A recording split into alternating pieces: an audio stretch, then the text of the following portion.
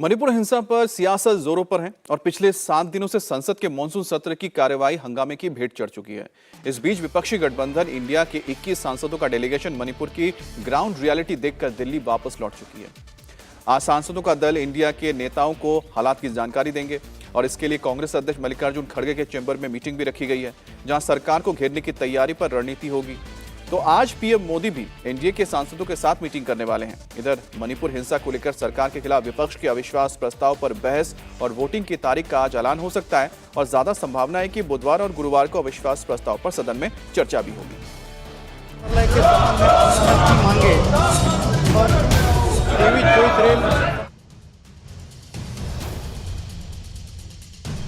मणिपुर मामले पर दिल्ली में सियासत जारी। अविश्वास प्रस्ताव पर सत्ता पक्ष और विपक्ष की तैयारी।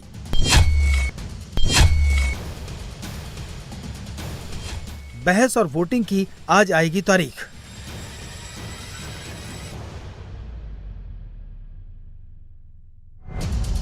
मणिपुर हिंसा और महिलाओं से ज्यादती के मामले को लेकर संसद में गतिरोध जारी है। मॉनसून सत्र के 7 दिन बिना किसी कामकाज के हंगामे की भेंट चढ़ चुके हैं। आज सरकार के खिलाफ विपक्ष के अविश्वास प्रस्ताव पर बहस और वोटिंग की तारीख तय हो सकती है। माना जा रहा है कि अविश्वास प्रस्ताव पर बुधवार और गुरुवार को चर्चा होगी। इसके बाद पीएम मोदी बहस का जवाब देंगे और फिर मतदान हो सकता है।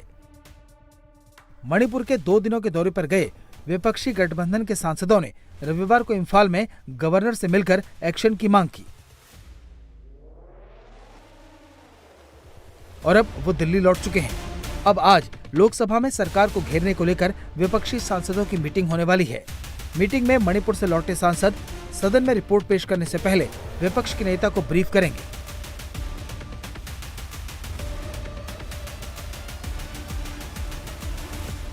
साढ़े 9 बजे इसको लेके खड़गे साहब के ऑफिस में मीटिंग है, जिसमें जो भी लोग हमारे संसदीय दल के लोग गए थे वो सारे लोग रहेंगे और पार्टी के फ्लोर लीडर्स रहेंगे। उनके साथ बैठ के बातचीत करेंगे कि वहाँ की क्या रिपोर्ट है, क्या जानकारी है, उसके हिसाब से सरकार से मांग करेंगे। आज विपक्षी खेमे में शामिल दल सरकार को घेरने के लिए रणनीति बनाएंगे, तो लोकसभा में अविश्वास प्रस्ताव को लेकर पीएम मोदी आज एनडीए के सहयोगियों के साथ मीटिंग करने वाले हैं, जिसमें विपक्ष के अविश्वास प्रस्ताव के खिलाफ एकजुटता दिखाने की रणनीति पर चर्चा होगी। तो वहीं पीएम मोदी उत्तर प्रदेश सहित कई राज्यों के सांसदों के साथ बैठक करेंगे। पीएम की ये बैठक दिल्ली के महाराष्ट्र सदन में शाम 6:30 बजे होगी। बैठक में गृह मंत्री अमित शाह और रक्षा मंत्री राजनाथ सिंह मौजूद रहेंगे। तो वहीं दूसरी बैठक पश्चिम बंगाल, झारखंड और उड़ीसा के सांसदों के साथ होगी, जिसमें जेपी नड्डा, नितिन गडकरी और धर्मेंद्र प्रधान मौजूद रहेंगे। ये बैठक संसद भवन में शाम 7:30 बजे होगी। पीएम इन बैठकों के जरिए एनडीए सांसदों को लोकसभा चुनाव से पहले की तैयारियों का मंत्र देने वाले हैं। मणिपुर दौरे पर गई विपक्षी गठबंधन के 26 दलों के 21 सांसदों वाली टीम ने 2 दिन में रिलीफ कैंप का दौरा किया, हिंसा पीड़ित लोगों से मुलाकात की और फिर राज्यपाल अनुसुईया उइके से मुलाकात कर सांसदों ने राज्यपाल को एक शिकायती ज्ञापन सौंपा और सूबे में शांति बहाली की अपील की। 3 महीने हो गए, उनको कोई रास्ता नहीं दिख रहा है। उनका भविष्य आज भी अंधकार में है और लोगों के बीच में जो अशांति और अविश्वास का जो वातावरण है, उसको लेकर राजनीतिक दलों को आगे बढ़ना चाहिए। लोगों ने स्वीकार किया, हमको स्वागत किया जो इंडिया लाइन से हम जो गए हैं। तो हम तो चाहते हैं कि इससे और बड़ी मुहिम आज जो हमने पहल की, हमारे पहल को देखकर अब एनडीए पार्टीज और प्रधानमंत्री इस रास्ते पर चले कि गवर्नर की शक्तियां सीमित होती हैं, राज्य सरकार की शक्तियां होती हैं।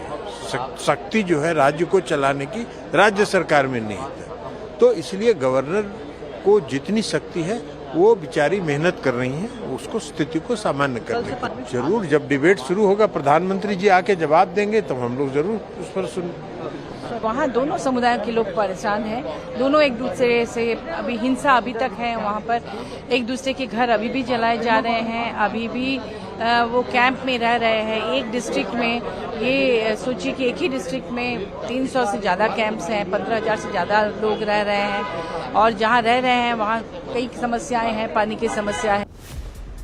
विपक्षी गठबंधन के सदस्य और लोकसभा में सांसद और नेता अधीर रंजन चौधरी ने केंद्र पर मणिपुर को इग्नोर करने का आरोप लगाया। हम लोग क्या करें, लगता तो है जब सारे मणिपुर जल रहे हैं तो हमारे देश की प्रधानमंत्री बंसुरी बजा रहे हैं, किसी के कोई परवाह नहीं मणिपुर के बारे में। आप जानते हैं लोगों की घर में खाना नहीं है, दवाई नहीं है, बच्चों की पढ़ाई की कोई इंतजाम नहीं है, कॉलेज स्टूडेंट कॉलेज में जाने नहीं पा रहे हैं। सारे मणिपुर में दो गुटों के बीच जो झगड़ा चल रहे हैं, इस झगड़ा से इनको वापस लाने के लिए कोई कोशिश नहीं किए जा रहे हैं। कांग्रेस मणिपुर के मामले को लेकर केंद्र सरकार पर हमलावर है तो बीजेपी ने मणिपुर हिंसा के इतिहास की चर्चा करते हुए कांग्रेस को पुराने दिनों की याद दिलाई और सदन में चर्चा में शामिल होने की नसीहत दी। मेरा इतना कहना है कि अगर उनके कोई सुझाव हैं तो सदन में आके बोले ना, हम में से किसी ने मना नहीं किया। हमने पहले दिन भी कहा था किसी के सुझाव हैं। कांग्रेस का लंबा अनुभव है, क्योंकि कांग्रेस का अनुभव इतना लंबा है कि इनके समय जब मणिपुर जलता था तब सड़कें बंद रहती थी, लोग घरों में बंद रहते थे, रसोई गैस के सिलेंडर नहीं मिलते थे और ना ही पेट्रोल डीजल मिलता था। तब कांग्रेस 6-6 महीने तो कुछ नहीं कर पाती थी। तो उनका उस समय विफलता के क्या कारण रहे, क्या अनुभव है, वो देश को बताएंगे तो हमें उसका लाभ मिलेगा। मणिपुर हिंसा को लेकर दिल्ली में सियासत चरम पर है। आज पश्चिम बंगाल विधानसभा में हिंसा के खिलाफ निंदा प्रस्ताव पेश किया जाएगा। इससे पहले सीएम ममता बनर्जी ने मणिपुर मामले को लेकर ट्वीट कर बीजेपी और केंद्र सरकार पर हमला बोला। ममता ने लिखा, मणिपुर के दिल दहला देने वाली कहानियां सुनकर मेरा दिल बहुत दुखी है। इंसान के जीवन में कभी भी नफरत और क्रूरता की पीड़ा नहीं आनी चाहिए।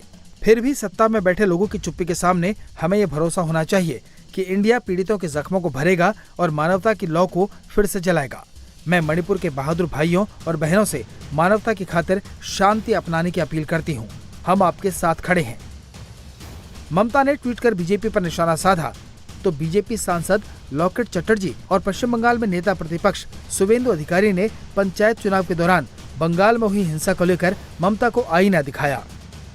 पंचायत चुनाव में आप देखेंगे तो मालदा, मुर्शिदाबाद, साउथ 24 परगना, बशीरहाट, बहुत सारा जगह में, कुछ बिहार, बहुत सारा जगह में जो महिला के ऊपर अत्याचार हुआ, जनता के ऊपर जो अत्याचार हुआ, बैलेट बॉक्स को लेके काउंटिंग रूम में जो गुंडा लोग अंदर में घुस गया, गन लेकर अंदर में घुस गया, बम लेकर अंदर में घुस गया, सबको डराया। तो ये सब तो बंगाल का पूरा जो पिक्चर है सब मीडिया वाले लोग दिखाया है, पूरा देश देखे है कि पंचायत चुनाव में क्या क्या होता है। सबसे खतरनाक बात है कि 55 लोग का मौत हो गया। ये ट्वीट पूरा पॉलिटिकली मैलाफाइड इंटेंशन लेकर आया है। ये मोदी जी को हटाने के लिए उसका पास कुछ साधन नहीं है। ये मोदी जी का सरकार 10 साल होने वाला है, कुछ महीने बाकी है, एक भी करप्शन का इल्जाम नहीं है। जो बनाई है नया गुट भ्रष्टाचारियों का गठबंधन, उसमें कोई साधन नहीं है, इसलिए मणिपुर को ये लोग जिंदा रखना चाहती है।